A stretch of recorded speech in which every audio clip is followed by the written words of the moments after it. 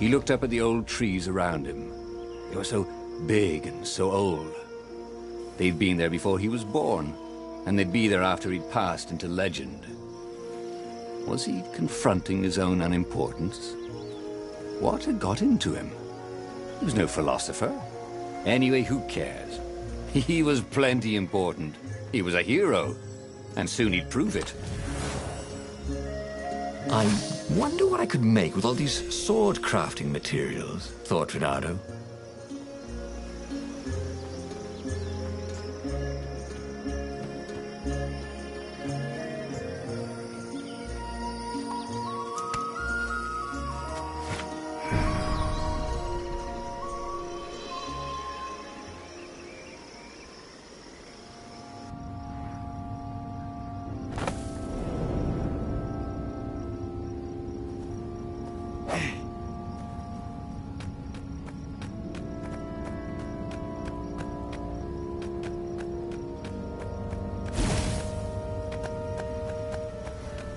There was something sour in the air.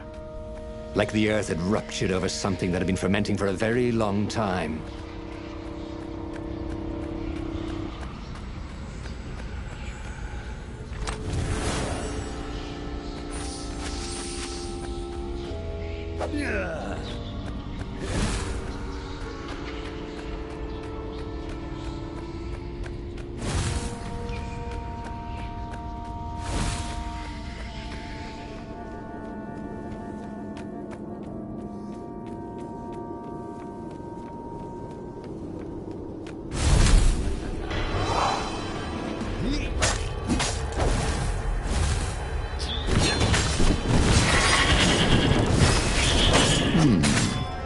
Where did that go to?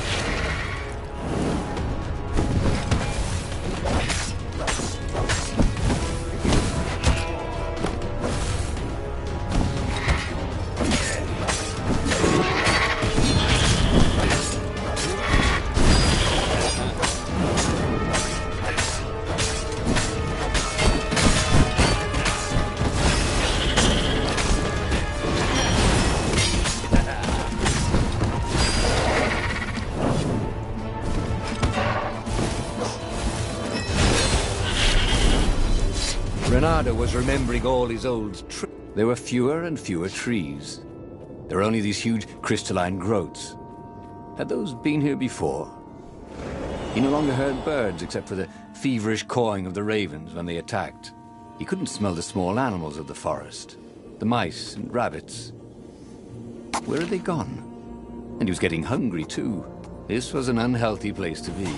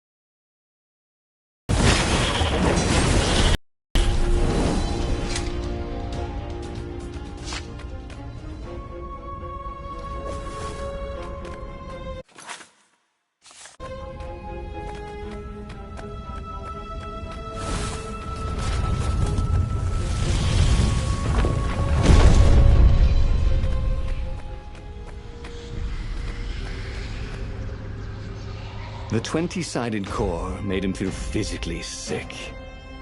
Once he had sneaked into a temple of the dark art, and he hadn't liked what he smelt and saw there. This felt like that. As quick as he could, he wrangled the icosahedron into the armature. The wheels began to spin, then glow. The sick feeling quickly spun away. Now he only felt sad. He had lost good friends for this war apparatus. He carried his prize back to the Farfarer. Now he had to make his next move. There was a key Imperial outpost on the Nexus. If this really was some sort of super weapon, he could use it to wreak havoc on the enemy. And if it wasn't, well, better to know that before the final battle. But maybe he should show it to some scientists first. There was an observatory on the Nexus. Maybe he should go there before he fired it.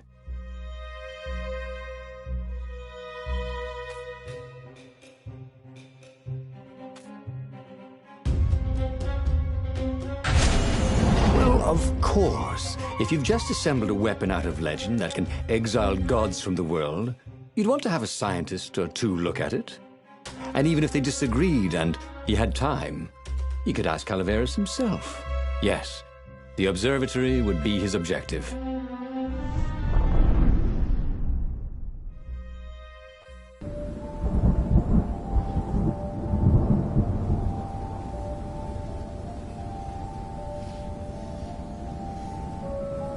Why had the parts of the Sky Ripper only surfaced now, thousands of years after the Transcendent Emperor had dismantled it? The mad Emperor Isengrim had performed terrible, bloodthirsty rituals to invoke the lost gods. Was that why these ancient artifacts were rising out of the ground? How perfect, then, that the Sky Ripper would reappear to be his destruction. Renata felt a little better.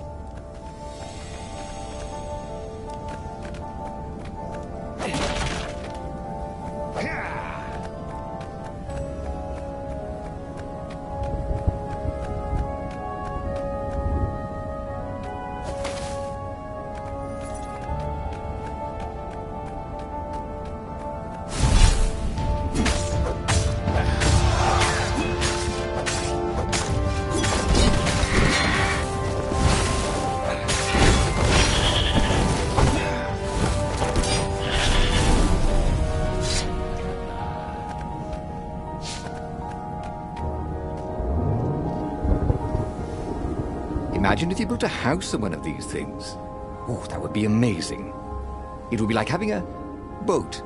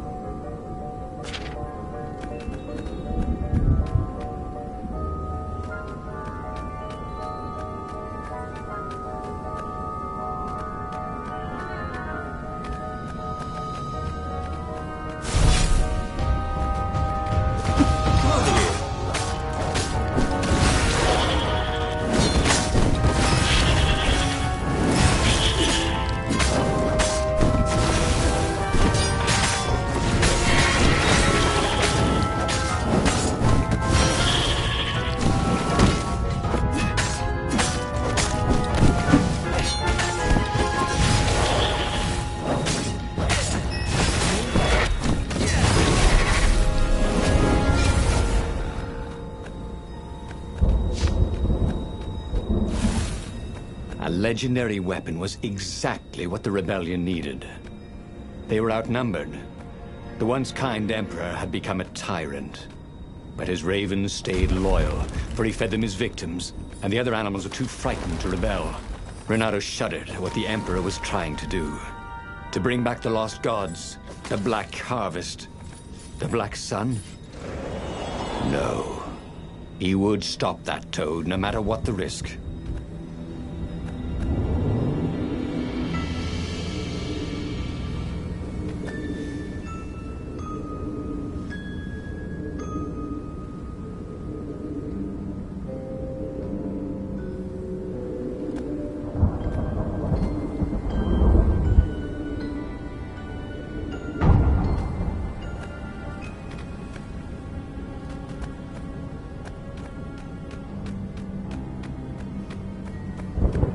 The Nexus Observatory had the Empire's most renowned scientists, working by themselves without interference. At least, so far. A crafting bench. Renato wondered what he could make with it.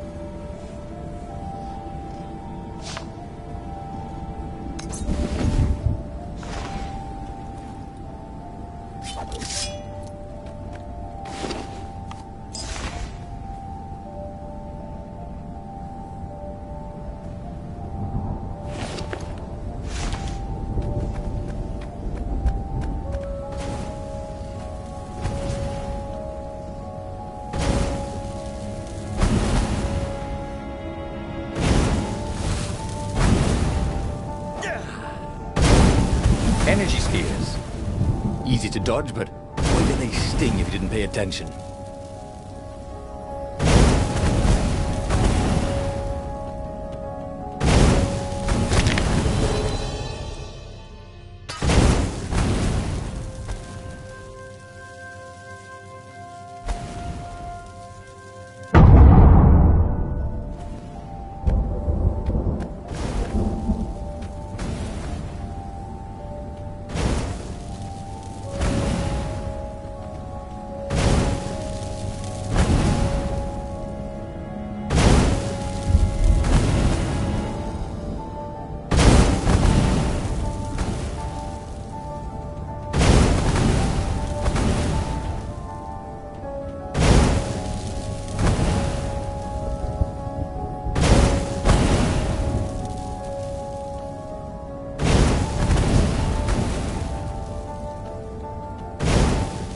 Who needed bridges anyway?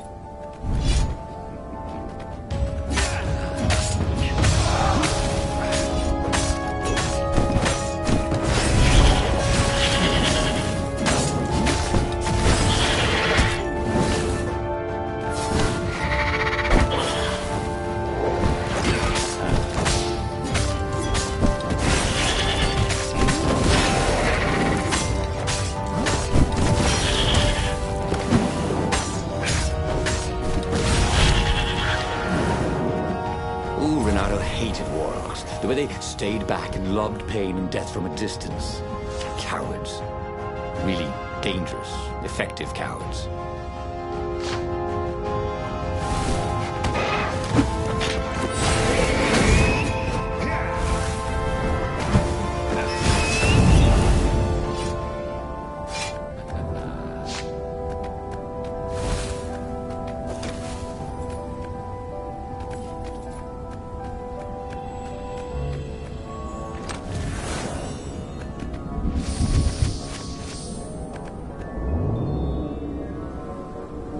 There was an engraving. Maximum capacity, 130 people.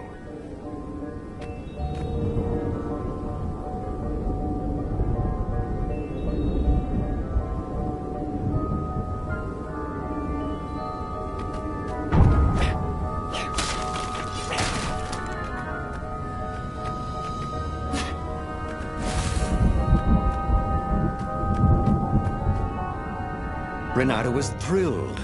The scientists seemed to think he'd put the Sky Ripper together right. But one toad was worried. Yeah, Sky Ripper could tear a hole in existence itself.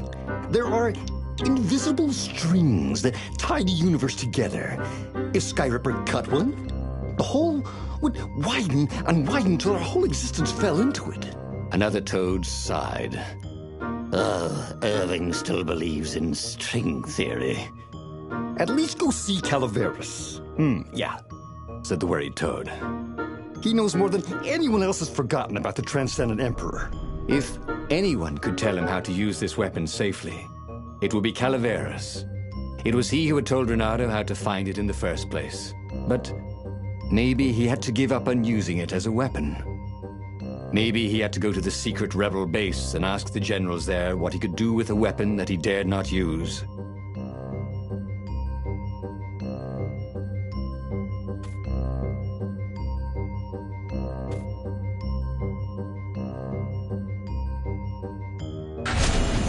Renato was about to leave when he was stopped by one of the scientist toads.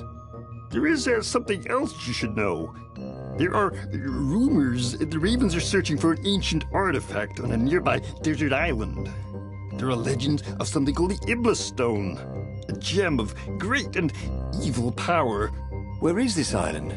Asked Renato. Yeah, sort of that way? Said the toad, pointing vaguely west. The fleet was already there. There was nothing Renato could do about it. For the moment. Well, he should have known he'd have to consult Calaveras again. The scientists at the observatory were smart enough. But what did they know of the Transcendent Emperor? He hoped it wouldn't delay him too long. The rebels had scheduled the final battle soon. Every day they delayed risked the exposure of the secret base. And some soldiers were already drifting back to their homes and families. Calaveras would fix the Sky Ripper for him. And then he would win the final battle.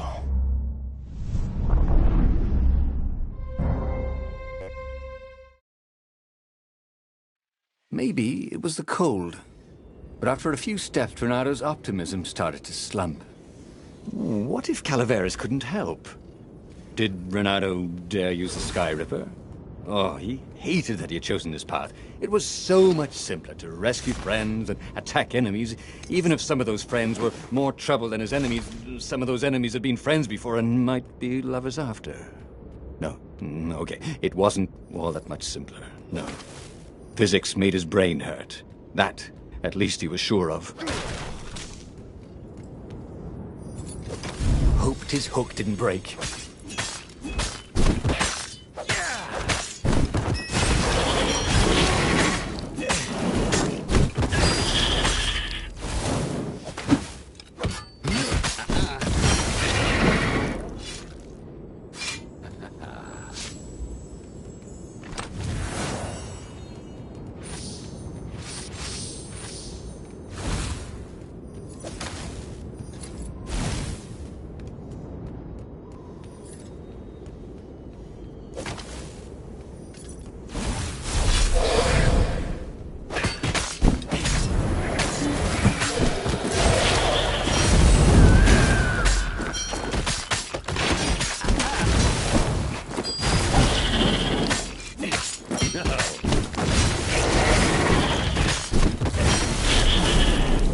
In a swirl of newly remembered knowledge.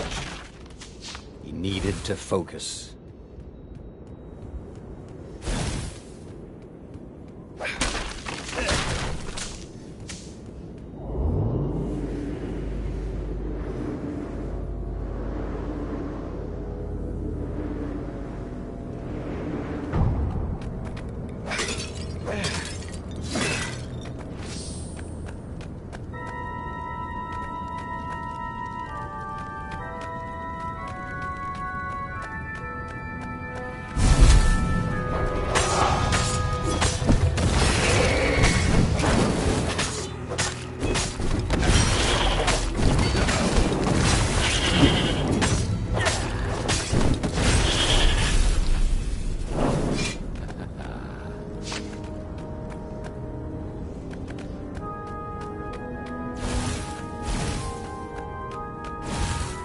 He needed some way to break the ice with this wall, so to speak.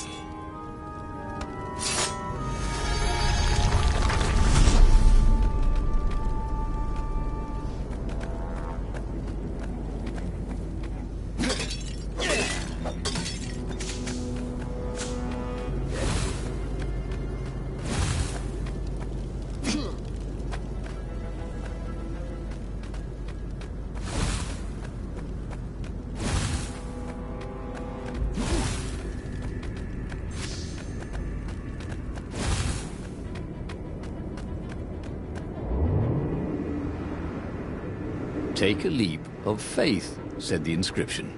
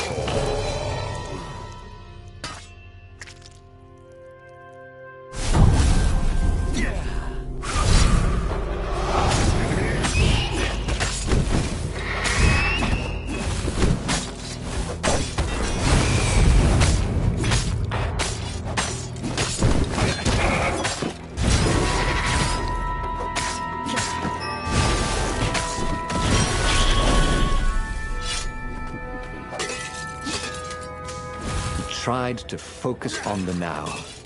The ravens who seemed everywhere all the time, where did they hatch from? Were there giant raven hatcheries somewhere, or did they have families? To think about raven mummies raising their darling raven chicks. Yeah, Calvaris would help. He would make Renato feel better about using the Sky Ripper. And then Renato wouldn't have to worry about ravens ever again.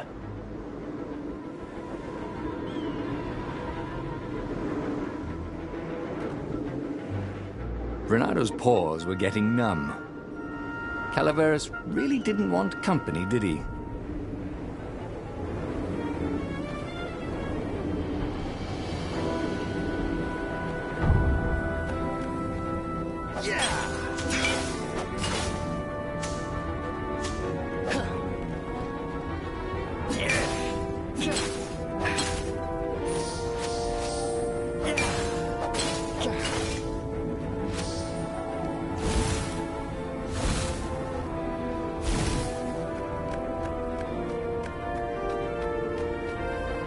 Renato hoped his mother wasn't watching.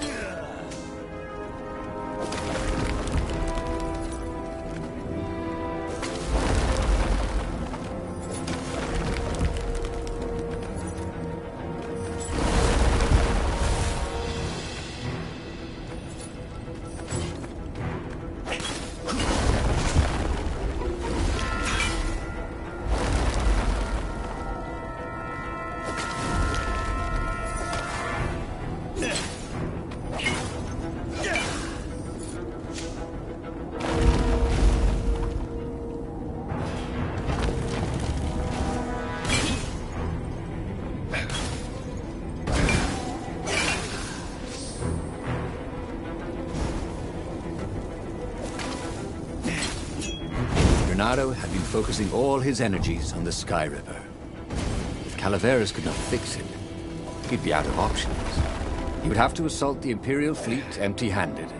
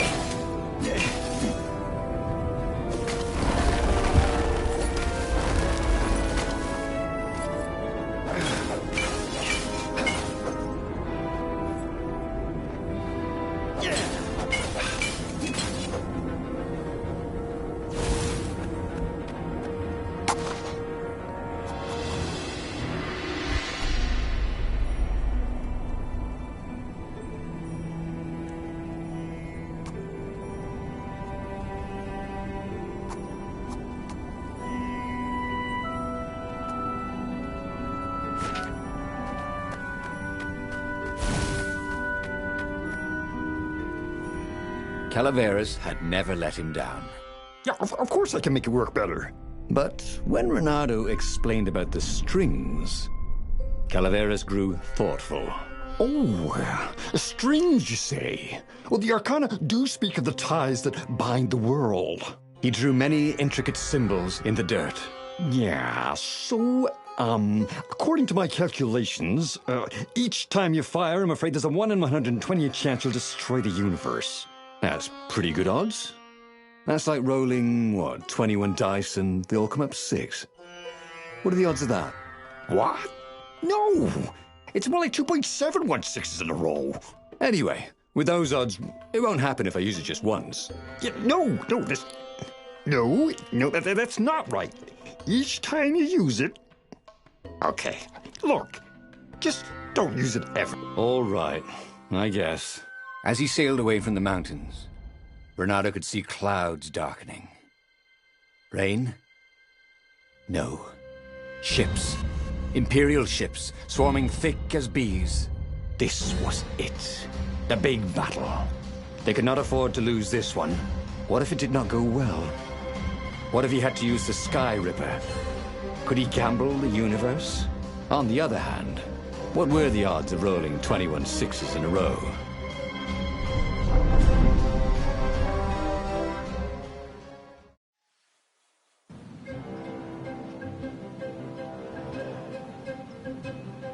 The battle was not going spectacularly well.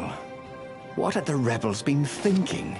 They'd been thinking he would bring the Sky Ripper, or the Iblis Stone, or that he'd sideline Zenobia somehow, or turn her.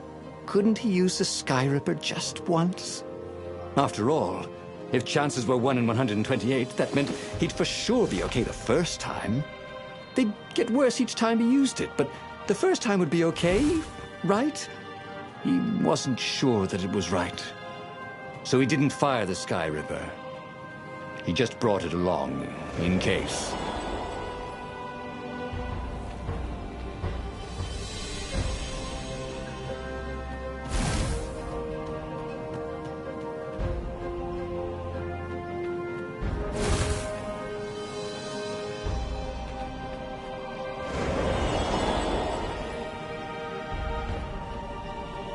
Ronaldo felt like he was ready to learn new things. Thank goodness he didn't have to go to school for that.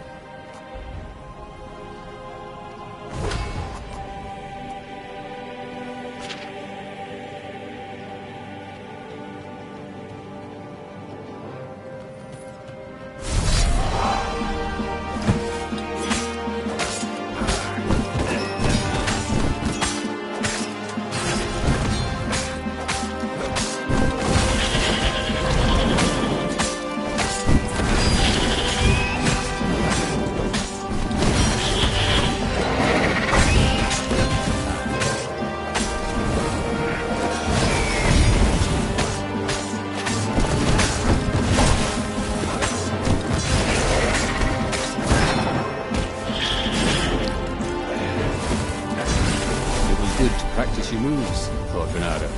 Keeps you limber.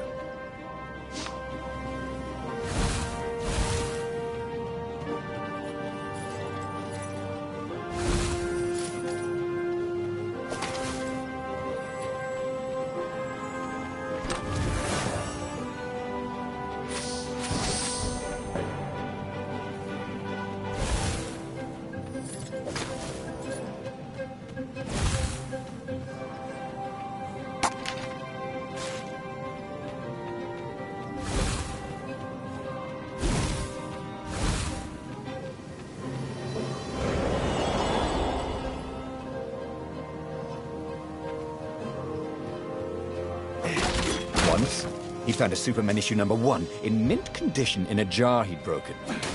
He planned to keep breaking things until he had the whole series.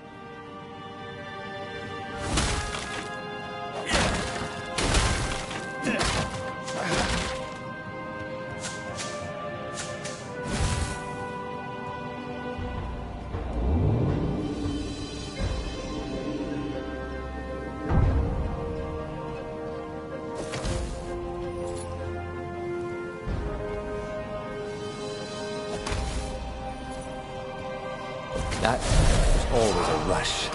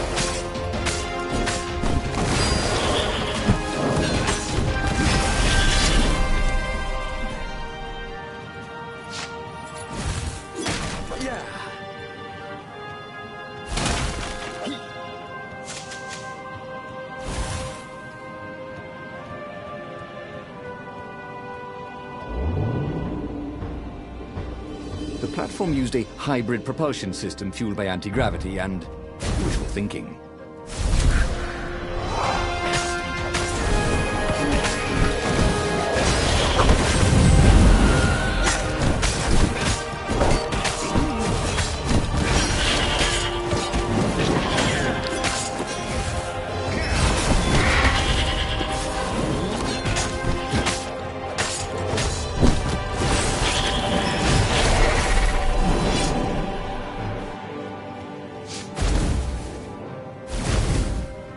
Someone had told him the odds didn't change just because you'd had a streak of good luck. His gut told him that was wrong, though. And he always listened to his gut. On the other hand, 128 chances to win. But one of them would destroy the universe. Ooh, that seemed a bit serious. Maybe he could defeat the Emperor without firing the Sky Ripper. Maybe he could bluff, but with a real weapon. Like in cards, when you had 3 knaves, but you pretended you had a fizbin. That could work.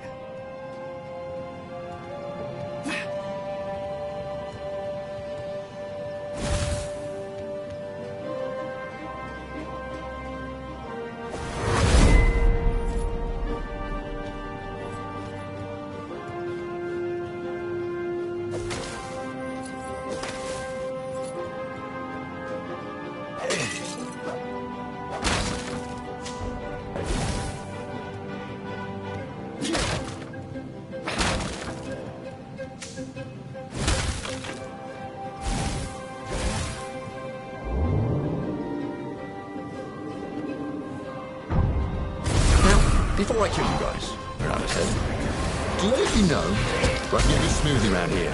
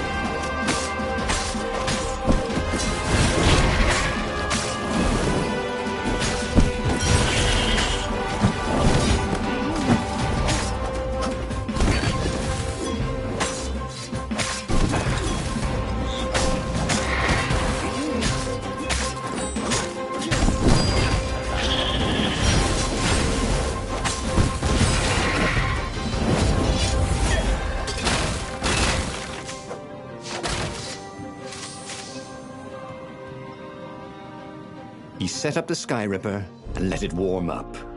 He would bluff if he had to. Zenobia came out, flanked by a very daunting platoon of ravens. You won't actually use that, she said in that annoying, I know everything because I'm a cat and you know nothing because you're just a fox voice she had. Or I know the odds.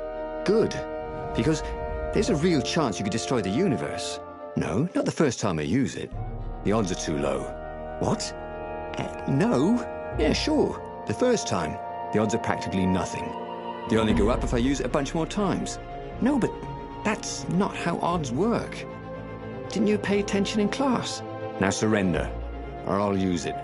Just once, he said. Don't. He felt sure the odds were with him. He had to go with his gut. That's what heroes do. Fire, he said. Please? The Sky Ripper fired. With a tremendous whoosh, the Emperor's flagship went up in flames. It was awesome. And then he noticed there was A hole in the air. A blackness, like a tear in a parchment. Wind was blowing into it, widening it. It grew larger, and even larger. Crates fell upwards into it, and the world itself seemed bent, like the reflection on a curved mirror, as it poured into the ravenous hole. Oh, 1 in 128. What are the odds? Thought Reynardo, and then everything fell into the hole and was gone. Okay, that was weird. He could have sworn he just died. Instead, he was on the Farfarer, sailing away from Ubar. And it was still burning. He'd fled burning Ubar years ago, hadn't he? And now he was back there.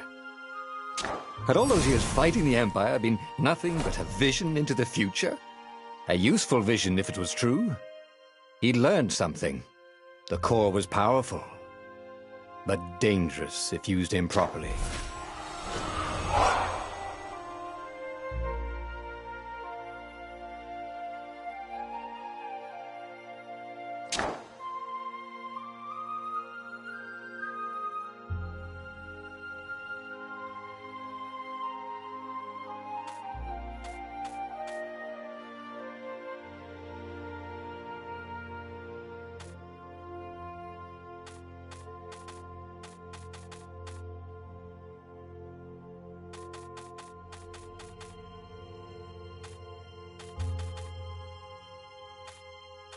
He'd made bad choices.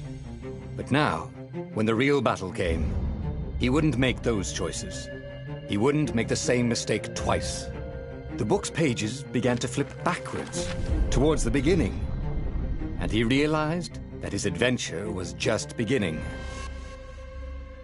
The clouds parted over the Isles of Boreas. It was time to choose. The rebellion was in trouble. Ravens were scouting for the secret rebel base. They needed a game-changer. Pieces of the Sky Ripper had surfaced. Reynardo knew that using it could go catastrophically wrong. But he was sure he could figure out how to use it safely. Also, a temple had risen out of empty desert. The Emperor had brought the Sky Ripper pieces up out of ancient burial by his obscene rituals. Could this be where the Iblis stone was hidden? Someone better get it before he does, thought Reynardo. On the other hand, his old friend Lupino needed rescuing. Lupino was no game changer, but could Reynardo really leave an old friend to the Ravens?